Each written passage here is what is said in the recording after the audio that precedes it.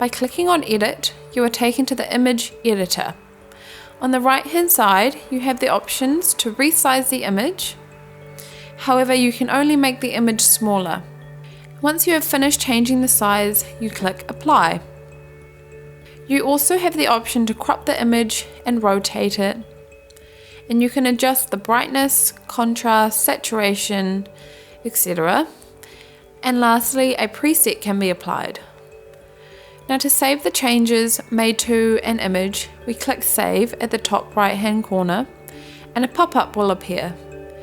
You can overwrite the image and it will replace the original image, or you can untick Overwrite Image and save it as a separate image by giving it a different name.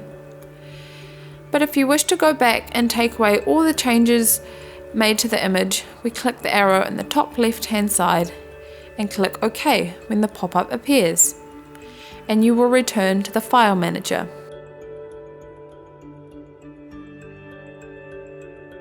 Thank you for watching. If you'd like to check out our next video or view more videos, click the links at the top of the screen. And don't forget to hit subscribe and turn the notification bell on so you won't miss any more future videos.